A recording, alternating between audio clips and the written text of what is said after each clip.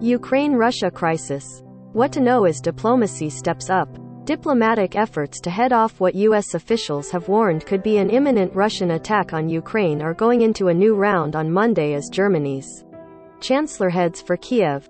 Berlin. Diplomatic efforts to head off what U.S. officials have warned could be an imminent Russian attack on Ukraine are going into a new round on Monday as Germany's chancellor heads for Kiev.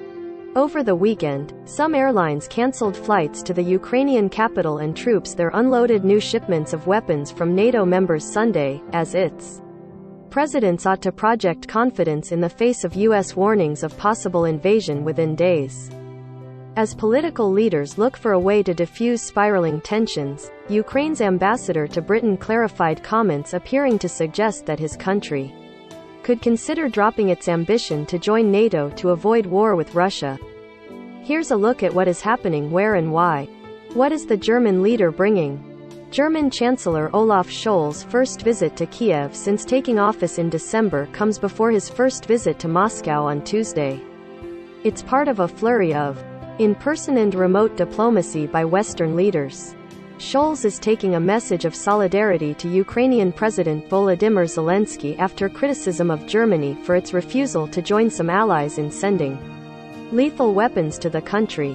Scholz said Sunday that Ukraine could be sure that we will show the necessary solidarity, as we did in the past, pointing to financial aid to Kiev He renewed his warning that Russian military aggression against Ukraine will lead to tough responses and sanctions that we have carefully prepared in that way can make effective immediately, together with our allies in Europe and in NATO. Scholz will meet Russian President Vladimir Putin on Tuesday. What's with Ukraine's NATO ambitions? Ukraine's ambassador to Britain has clarified comments appearing to suggest that his country could consider dropping its ambition to join NATO to avoid war with Russia. Vadim Prystaiko told BBC Radio on Sunday that we might drop the ambition, which is enshrined in Ukraine's constitution, because Ukraine was being blackmailed.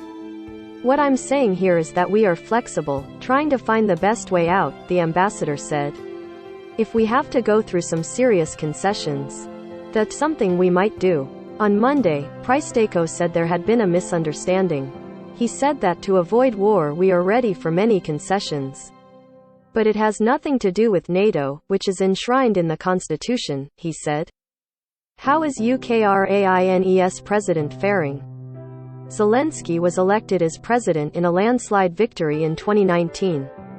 As a political novice making an unlikely bid for the job, he had vowed to reach out to Russia-backed rebels in the east who were fighting Ukrainian forces and make strides toward resolving the conflict. But Zelensky is watching his once enormous support dissolve as Ukraine faces fears of a Russian invasion that could not only take the rebel regions but possibly the rest of the country. To make matters worse, the incumbent whom Zelensky defeated in 2019 has boldly returned to the country to face charges of treason and stir up opposition to him. Analysts suggest that Moscow is seeking to bolster support among pro-Russia politicians in Ukraine and that the buildup of Russian forces near Ukraine's border is aimed partly at destabilizing the country's politics. Uras Karmanow in Kiev, Ukraine, Vladimir Isachenkov in Moscow, and Jill Lawless in London contributed to this report.